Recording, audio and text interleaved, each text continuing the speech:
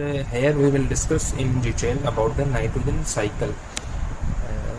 Okay, so we are going to starting our topic with the definition. The definition of the nitrogen cycle is a series of the events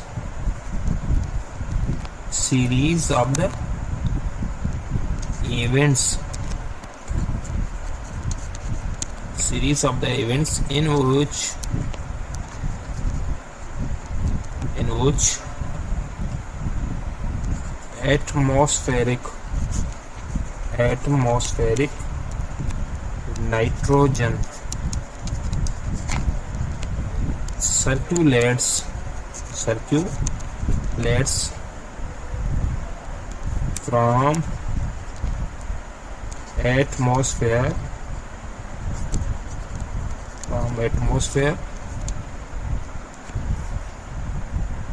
to living organism. Dear student, nitrogen cycle के अंदर हम ये देखेंगे कि इसकी अगर definition देखें तो सीरीज ऑफ द इवेंट्स होता है। ये मीन्स यहाँ पे अगर आप देखें तो ये सीरीज ऑफ द इवेंट्स है। इस तरह से इवेंट्स होते हैं, ठीक है, जिसके अंदर एटमॉस्फेयर के अंदर जो नाइट्रोजन मौजूद है, ये एटमॉस्फेयर है, इसके अंदर जो नाइट्रोजन मौजूद है, ठीक है, ये वाली नाइट्रोजन जो है ये सर्कुलेट कर रही होती है, ये नाइट्रोजन सर्कुलेट कर रही होती है, ठीक है। अब फॉर एग्जाम्पल ये आपका है एटमॉस्फेयर, ठीक है। इस एटमॉस्फेयर के अंदर है आपकी नाइट्रोजन जो कि 78% है। ये किसी प्लांट की बॉडी के अंदर जाएगी, मीन्स लिविंग ऑर्गेनिज्म के अंदर सर्कुलेट होगी, फिर अगेन वो एटमॉस्फेयर के अंदर आएगी, फिर अगेन ये प्लांट की बॉडी में आएगी, फिर अगेन प्लांट की बॉडी से ये एटमॉस्फेयर के अंदर आएगी। इसी प्रोसेस को कहा जाता है नाइट्रोजन साइकिल, ठीक है। नाइट्रोजन साइकिल जो कि सीरीज ऑफ द इवेंट्स होता है, जिसमें एटमॉस्फेयर की जो नाइट्रोजन होती है, ये वाली नाइट्रोजन सर्कुलेट कर रही होती है एटमॉस्फेयर से, ठीक है, एटमॉस्फेयर से लिविंग ऑर्गेनिज्म के अंदर, फिर लिविंग ऑर्गेनिज्म से एटमॉस्फेयर के अंदर। इस प्रोसेस को कहा जाता है नाइट्रोजन साइकिल, ठीक है। अच्छा, व्हाई वी स्टडी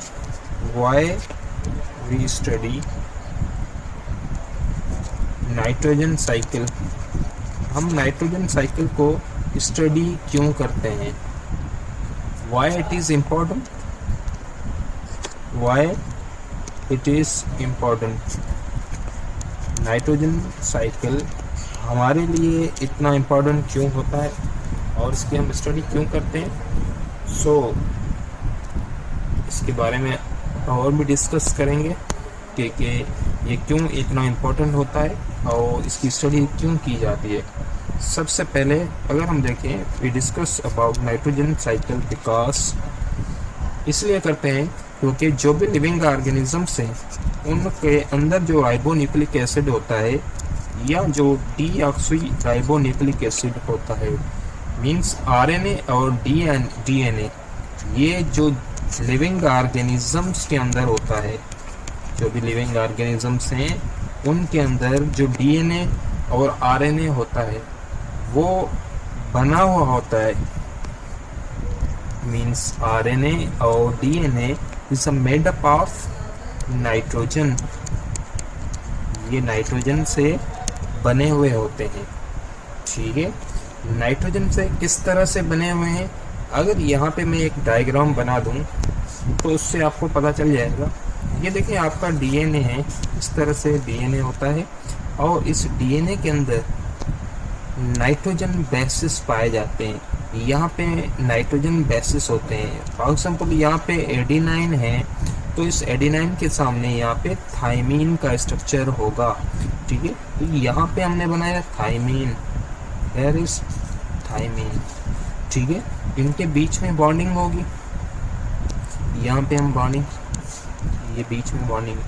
तो ये जो स्ट्रक्चर आप, ये वाला जो स्ट्रक्चर आप देख रहे हो, जो कि ये वाला स्ट्रक्चर जो है ये डीएनए है, स्ट्रक्चर ऑफ डीएनए है, और उस डीएनए के अंदर ये वाला जो स्ट्रक्चर मैंने बनाया है, ये वाला स्ट्रक्चर कहलाता है नाइट्रोजन बेसिस।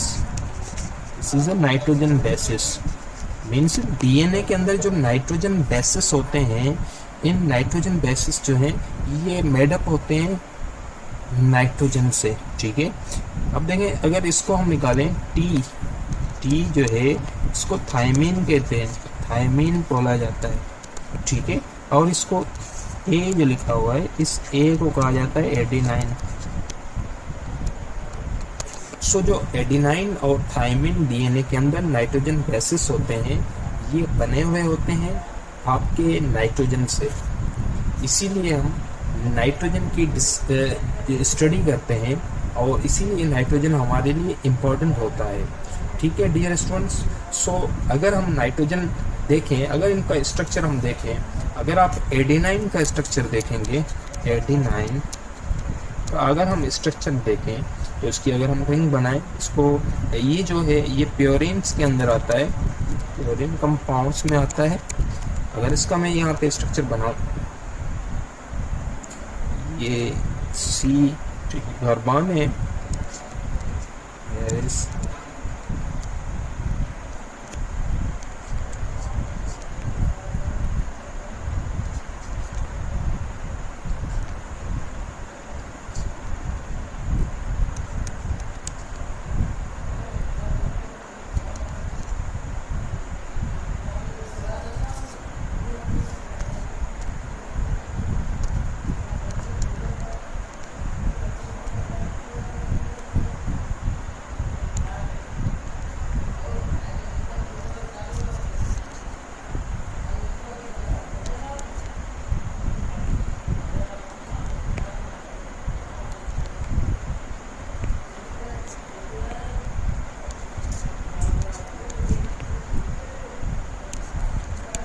ये मैं स्ट्रक्चर बना रहा हूँ एडेनाइन का, जो कि डीएनए के अंदर पाया जाता है। इसको प्योरिन कंपाउंड कहा जाता है, जो कि नाइट्रोजन बेसिस के अंदर आता है।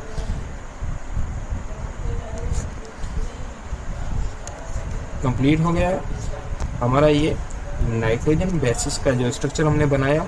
इसके अंदर एडेनाइन का हमने स्ट्रक्चर बनाया था, यहाँ पे आप देख सकते हो। अब देखें यहाँ पे ये वाला जो स्ट्रक्चर है, इसके अंदर ये वाला जो नाइट्रोजन है ये इसके अंदर मौजूद है। ठीक है, मीन्स ये जो स्ट्रक्चर हमने बनाया, ये किसका बनाया है? एडेनाइन का स्ट्रक्चर हमने बनाया है, ये है एडेनाइन। तो डियर स्टूडेंट्स, यहाँ पे आप देखेंगे नाइट्रोजन मौजूद है, इस स्ट्रक्चर के अंदर नाइट्रोजन का स्ट्रक्चर मौजूद है। ठीक है, ऐसे अगर हम बनाएं दूसरा स्ट्रक्चर थायमीन का, ठीक है, इसके अंदर भी इसकी रिंग बनाएंगे। तो ये है इसके अंदर, यहाँ से हम स्टार्ट कर रहे हैं, इसका स्ट्रक्चर बनाने की कोशिश करेंगे। थोड़ा सा डिटेल में मैं आपको बता रहा हूँ ताकि आपका कॉन्सेप्ट क्लियर हो जाए।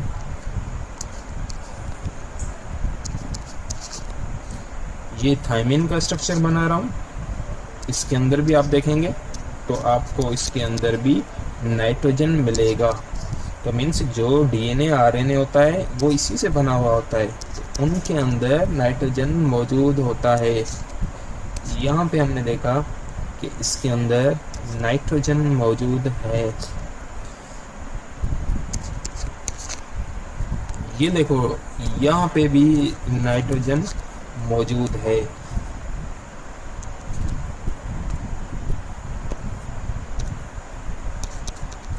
जो स्टूडेंट्स यहाँ पे नाइट्रोजन मौजूद है, देखें इन्हीं से आपका डीएनए बना हुआ होता है। एडेनाइन, थायमीन, ग्वानिन, साइटोसिन, ये और भी होते हैं बहुत सारे नाइट्रोजन बेसिस। ठीक है, तो यहाँ पे आप देखें एडेनाइन, इसको पायरामिडिन कहा जाता है। ठीक है, तो इसके अंदर भी नाइट्रोजन मौजूद है, इसमें भी नाइट्रोजन है, इसमें भी, इनके स्ट्रक्चर्स में नाइट्रोजन मौजूद होता है। ये स्ट्रक्चर आपस में मिलकर बनाते हैं आपका डीएनए, यानी कि ये वाला जो डीएनए आप देख रहे हो इसी के अंदर पाए जाते हैं नाइट्रोजन बेसिस, थायमीन, एडेनाइन।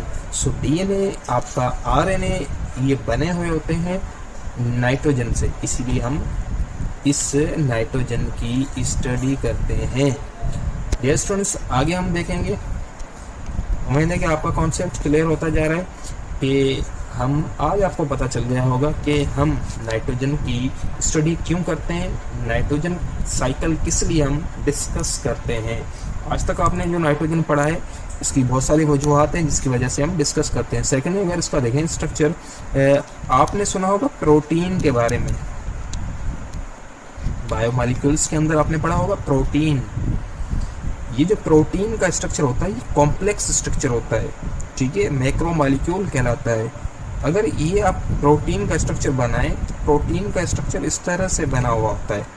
अगर इसको हम देखें तो प्रोटीन का स्ट्रक्चर जो है कॉम्प्लेक्स स्ट्रक्चर अगर हम प्रोटीन का बनाएं, यहाँ पे मैं बनाने की कोशिश कर रहा हूँ, ये प्रोटीन का स्ट्रक्चर, ठीक है, इस तरह से आपका प्रोटीन बना हुआ है।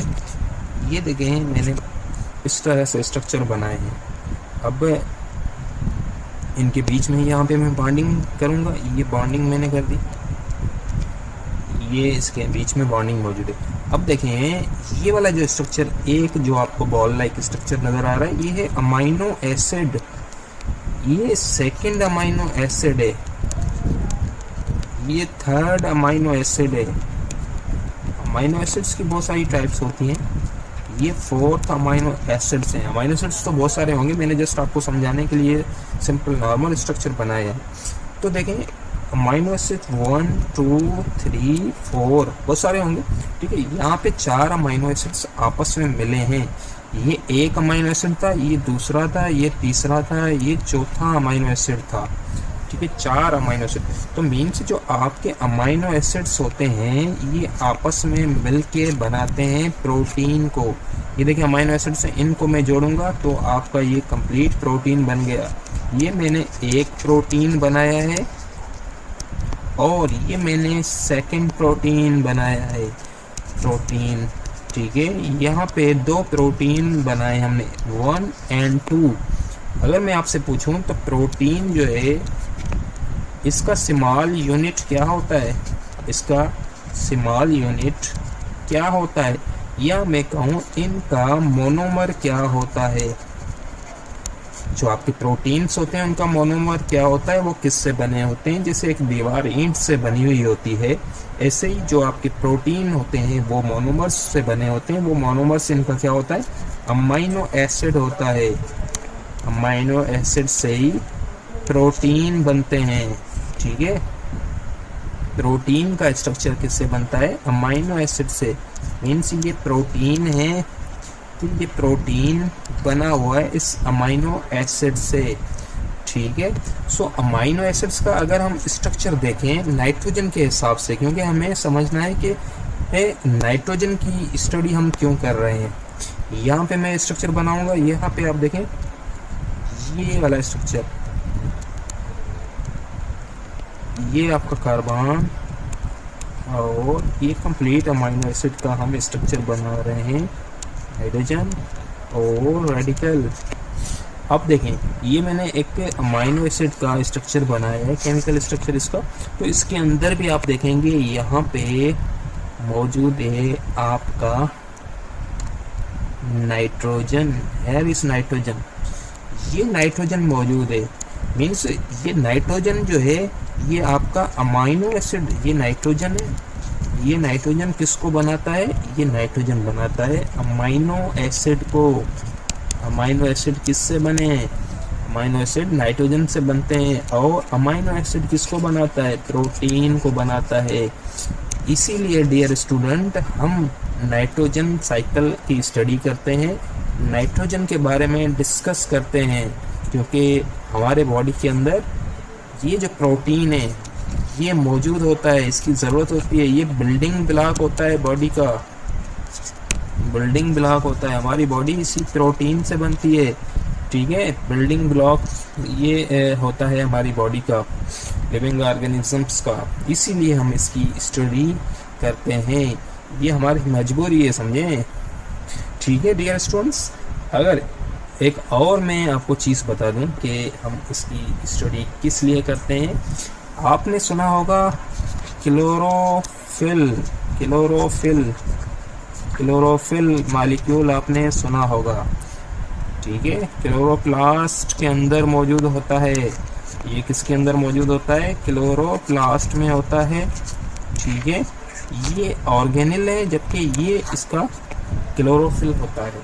ठीक है, तो क्लोरोफिल का अगर आप स्ट्रक्चर देखें तो क्लोरोफिल के स्ट्रक्चर को अगर हम देखें तो ये आपका जो क्लोरोफिल होता है इसका हम पूरा स्ट्रक्चर तो नहीं बनाते, तो सिंपल इसके अंदर थोड़ा मैं आपको शो कर दूं कि क्लोरोफिल का स्ट्रक्चर जो है वो भी बना हुआ होता है आपके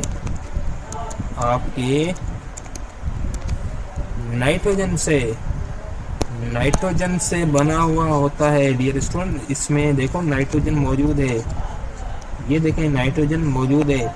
क्लोरोप्लास्ट के अंदर जो क्लोरोफिल मौजूद हैं वो क्लोरोफिल बने हुए होते हैं नाइट्रोजन से।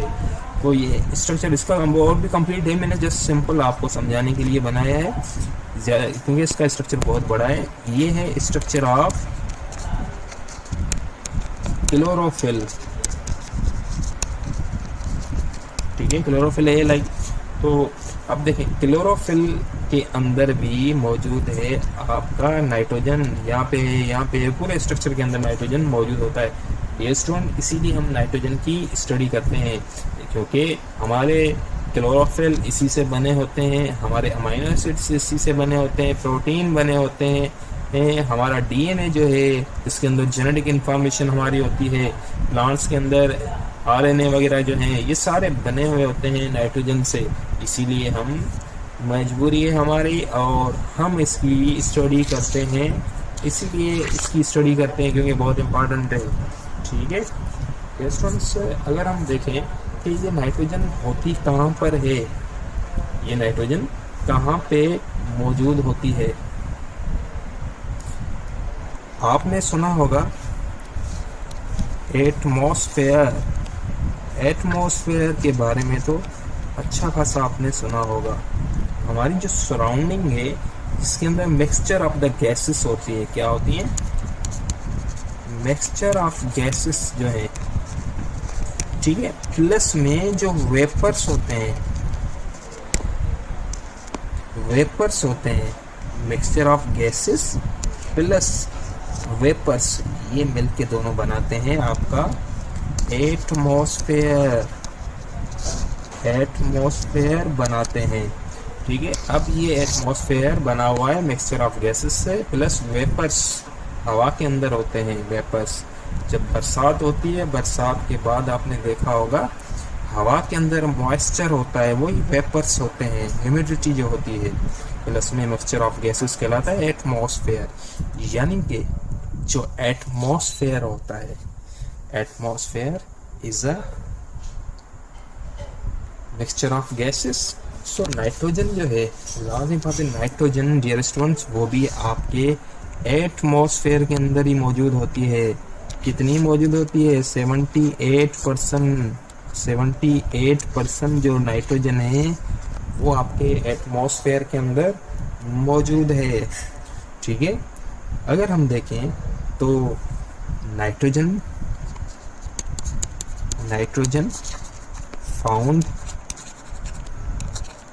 फाउंड इन, मैं आपको आंसर दे रहा हूँ आपके सवाल का कि नाइट्रोजन होती कहाँ पे, नाइट्रोजन फाउंड इन एटमॉस्फेयर। हमारे एटमॉस्फेयर के अंदर नाइट्रोजन मौजूद है डियर स्टूडेंट्स। सो एटमॉस्फेयर के साथ साथ nitrogen also found in earth crust. कहाँ पे होती है, earth crust, found in earth crust की जो लेयर है, अर्थ क्रस्ट जिस लेयर को कहा जाता है अर्थ क्रस्ट, उसके अंदर भी नाइट्रोजन होती है बेटा। नाइट्रोजन रॉक्स में प्लस में सेडिमेंट्स जो होते हैं, sediments, rocks, earth crust, atmosphere के अंदर नाइट्रोजन मौजूद होती है। ये स्टूडेंट्स पता चल गया कि नाइट्रोजन इस एटमॉस्फेयर के अंदर मौजूद है। ठीक है, और बहुत स्टेबल होती है, ये स्ट्रांग होती है, बॉन्डिंग इसके अंदर, ट्रिपल बॉन्डिंग इसके अंदर मौजूद होती है। ये स्टूडेंट्स, सो यहाँ पे हम देखेंगे ये जो नाइट्रोजन एटमॉस्फेयर के अंदर मौजूद है किस तरह से मौजूद है वो देखें हम। ये देखें आपका नाइट्रोजन जो आप सुनते आ रहे हो कि ये जो नाइट्रोजन है इसको N2 कहा जाता है। ये आपका है एटमॉस्फेयर। इस एटमॉस्फेयर के अंदर होती है आपकी ये वाली नाइट्रोजन। कितनी होती है ये? 78% होती है। 78% होती है। अब देखें ये वाली जो नाइट्रोजन है ये हम और हमारे साथ ये हम प्लस में जो हमारे साथ प्लांट्स होते हैं ये इस नाइट्रोजन को इस्तेमाल नहीं कर पाते हैं। न प्लांट न एनिमल इस्तेमाल कर सकते हैं क्योंकि इसके अंदर देखिए ट्रिपल बॉन्डिंग होती है। इस कंपाउंड को तोड़ना बहुत मुश्किल होता है। हार्ड बॉन्डिंग बहुत टफ बॉन्डिंग होती है इसके अंदर। तो ये डायरेक्ट इस्तेमाल हम इसको नहीं कर सकते। ये डायरेक्ट इस्तेमाल नाइट्रोजन नहीं हो सकती। तो डियर स्टूडेंट्स इस नाइट्रोजन को हम किस तरह से इस्तेमाल करेंगे? क्योंकि इस्तेमाल तो करनी है, इसलिए करनी है क्योंकि हमारे बॉडी की रिक्वायरमेंट होती है। प्लांट्स की बॉडी के लिए उसकी ग्रोथ के लिए रिक्वायरमेंट होती है। अब पौधों को भी चाहिए और हमें भी चाहिए। ठीक है, तो किस तरह से ये हमारे पास आएगी वो तरीका हम देखते हैं।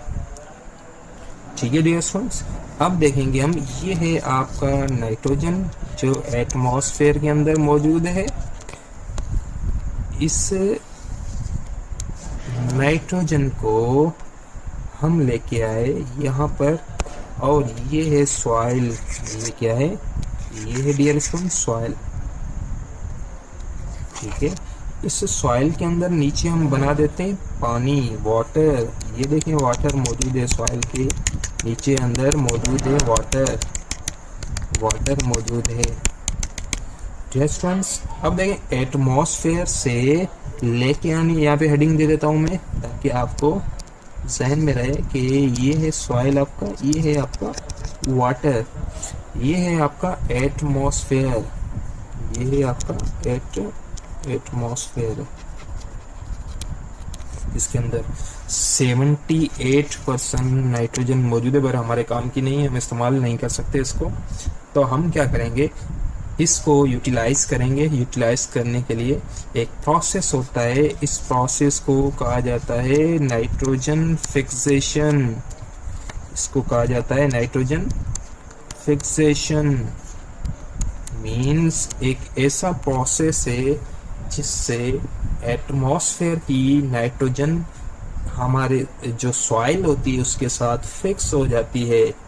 ठीक है, अगर मैं इसकी डेफिनेशन लिखूं तो आप बुरा नहीं मानना, यहाँ पे मैं देख लेता हूँ नाइट्रोजन फिक्सेशन की डेफिनेशन। द प्रोसेस, ये कैसा प्रोसेस होता है इन विच soil bacteria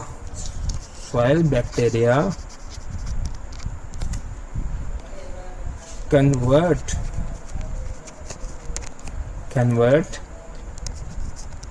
atmospheric nitrogen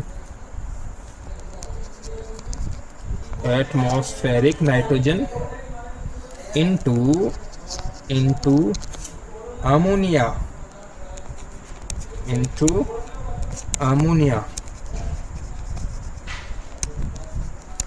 means जो प्रोसेस है नाइट्रोजन फिक्सेशन का वो ऐसा प्रोसेस होता है जिसमें एटमॉस्फेयर की जो नाइट्रोजन हमारे इस्तेमाल में नहीं आ रही थी उसको चेंज किया जाता है, इस नाइट्रोजन को कन्वर्ट किया जाता है अमोनिया के अंदर।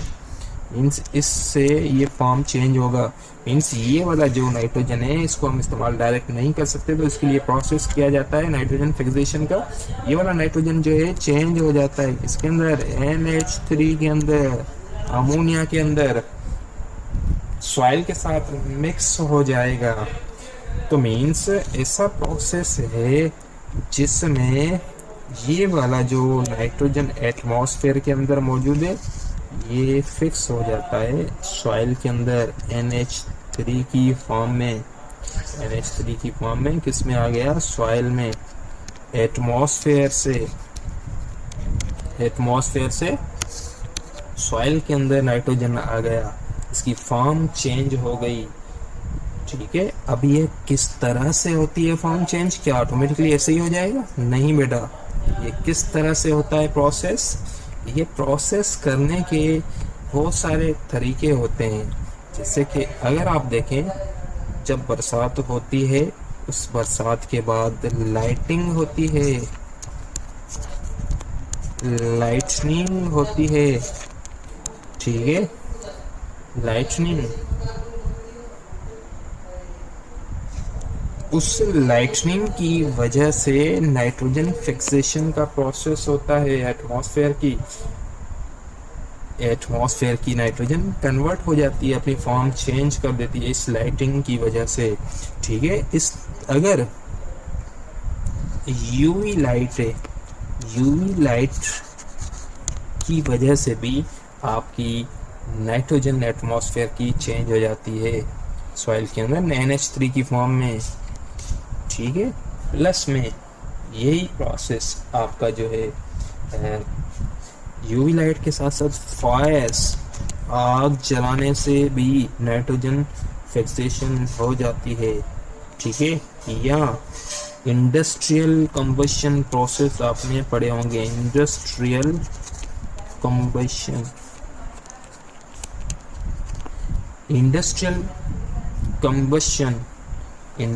कंबशन एक ऐसा प्रोसेस होता है जिसमें बर्निंग होती है, बर्निंग किसी चीज की, बर्निंग ऑफ समथिंग, किसी चीज की बर्निंग होती है। अगर किसी चीज को आप जलाएंगे तो उससे नाइट्रोजन जो है, उसका एटमॉस्फेयर का जो नाइट्रोजन है वो चेंज हो जाएगा, NH3 में उसका फॉर्म चेंज हो जाएगा। डियर स्टूडेंट्स, इनके थ्रू, लाइटनिंग के थ्रू, यूवी लाइट के थ्रू, फायर के थ्रू, इंडस्ट्रियल कंबशन के थ्रू नाइट्रोजन एटमॉस्फेयर का NH3 में कन्वर्ट हो जाता है और हम इसको इस्तेमाल, लिविंग ऑर्गेनिज्म इसको इस्तेमाल करते हैं। पर डियर स्टूडेंट्स, इसकी वजह से जो मीन्स ये जो आप प्रोसेस देखते हैं, ये तीनों प्रोसेस जो होते हैं, इनकी वजह से जो नाइट्रोजन मिलता है वो बहुत लिटिल अमाउंट में मिलता है, बहुत लिटिल अमाउंट में मिलता है, बहुत कम अमाउंट में नाइट्रोजन मिलता है हमें। तो नाइट्रोजन तो हमें चाहिए बहुत ज़्यादा, तो ज़्यादा जो नाइट्रोजन हमें हाथ करके देता है एटमॉस्फेयर से, वो लेके देता है बायोलॉजिकल नाइट्रोजन फिक्सेशन, इसको कहा जाता है। इसको बायोलॉजिकल या इसको नाइट्रोजन फिक्सिंग प्रोकैरियोट्स कहा जाता है।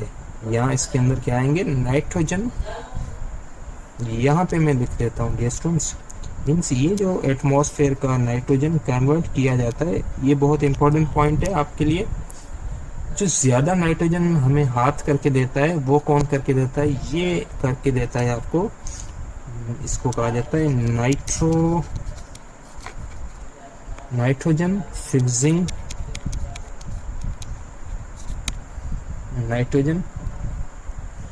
नाइट्रोजन फिक्सिंग में इसकी स्पेल सही कर दूंगी स्टूडेंट्स, नाइट्रोजन फिक्सिंग प्रोकैरियोट्स। जो प्रोकैरियोट्स होते हैं, नाइट्रोजन फिक्सिंग प्रोकैरियोट्स कहलाते हैं। ये आपकी नाइट्रोजन जो है कन्वर्ट कर देते हैं NH3 में, और ये जो कन्वर्ट कर देते हैं वो बहुत ज़्यादा अमाउंट में, लार्ज अमाउंट में नाइट्रोजन कन्वर्ट कर देते हैं।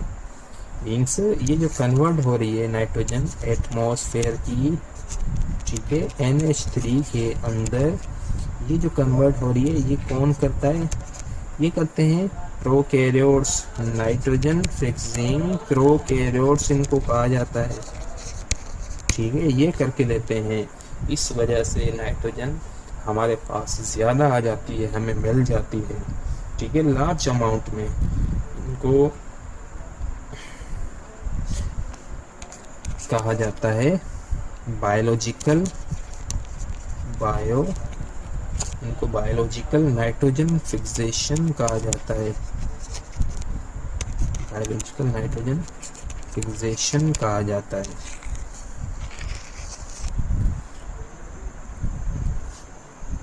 अच्छा, ये नाइट्रोजन फिक्सेशन जो है प्रोकैरियोट्स, ये होते कौन है, क्या है, कौन सी बला है जो एटमॉस्फेयर की नाइट्रोजन को उठा के सॉइल के साथ मिक्स कर देते हैं और उसकी बीच फॉर्म भी चेंज कर देते हैं। तो ये क्या है, प्रोकैरियोट्स है। सो प्रोकैरियोट्स कौन से होते हैं डियर स्टूडेंट्स? प्रोकैरियोट्स ये होते हैं प्यारे से बैक्टीरिया होते हैं जो कि कन्वर्ट करते हैं। इन बैक्टीरिया के पास ऐसा क्या होता है, इन बैक्टीरिया के पास होते हैं स्पेशल एंजाइम्स जिसकी वजह से ये एटमॉस्फेयर की नाइट्रोजन को कन्वर्ट कर सकते हैं NH3 के अंदर। इन बैक्टीरिया के अंदर एंजाइम होता है, उस एंजाइम का नाम आपको याद होना चाहिए, रखना भी चाहिए। इसको नाइट्रोजीनेस एंजाइम कहा जाता है, नाइट्रोजीनेस एंजाइम कहा जाता है, जिस एंजाइम की वजह से एटमॉस्फेयर की नाइट्रोजन कन्वर्ट हो जाती है और मिक्स हो जाती है सॉइल के साथ। तो मीन्स हमने प्रोसेस पढ़ा अभी, वो कौन सा पढ़ा, नाइट्रोजन फिक्सेशन, नाइट्रोजन फिक्सेशन पढ़ा।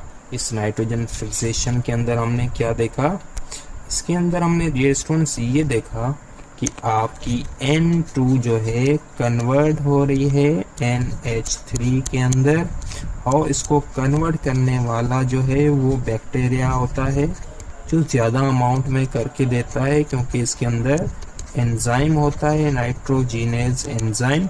पर ये सेम प्रोसेस N2 जो है कन्वर्ट होती है अगेन NH3 के अंदर, पर बहुत कम अमाउंट में करते हैं। वो लाइटनिंग की वजह से होती है, ठीक है, वो फायर की वजह से होती है, यूवी लाइट से होती है, और जो इंडस्ट्रियल कंबशन प्रोसेस होते हैं उनके थ्रू होती हैं, पर बहुत लिटिल अमाउंट में नाइट्रोजन कन्वर्ट होती है। यहाँ पे जो कन्वर्ट हो रही है बहुत ज़्यादा लार्ज अमाउंट में हो रही है। डियर स्टूडेंट्स, ये जो बैक्टीरिया आपने देखे हैं, ये जो बैक्टीरिया हैं ये हमारे लिए फ़ायदेमंद भी होते हैं और हमारे लिए नुकसानदेह भी होते हैं। इनसे हमें बहुत सारे बेनिफिट्स भी मिलते हैं। जैसे आप देखें नाइट्रोजन फिक्सेशन का प्रोसेस कर रहे हैं, इन्हीं बैक्टीरिया से हमें, ऐसे बहुत सारे बैक्टीरिया हैं जिनसे हमें नुकसान भी होता है, हार्मफुल होते हैं हमारे लिए, ठीक है। तो सब बैक्टीरिया हार्मफुल नहीं होते, सब बैक्टीरिया फ़ायदेमंद भी नहीं होते। तो ये था नाइट्रोजन फिक्सेशन का प्रोसेस। नाइट्रोजन साइकिल हमारा अभी तक चल रहा है। तो डियर स्टूडेंट्स, आगे इस टॉपिक को कंटिन्यू हम रखेंगे। तो यहाँ तक इस टॉपिक का हमने पार्ट 1 कवर कर लिया है, पार्ट 1 हमने कवर कर लिया है। इसका जो सेकंड पार्ट है वो मैं जस्ट बहुत जल्दी अपलोड कर दूंगा सेकंड पार्ट को। तो इस फर्स्ट पार्ट को आप अच्छी तरह से समझ लें और उसके बाद ही आपको सेकंड पार्ट समझ में आएगा। तो स्टूडेंट्स, जो बच्चे न्यू हैं काइंडली उनसे रिक्वेस्ट करूँगा कि वो बच्चे जिन्होंने मेरा चैनल सब्सक्राइब नहीं किया वो सब्सक्राइब कर लें। अगर आपको कोई क्वेश्चन है तो इस नंबर पे मुझे आप व्हाट्सएप कर सकते हो।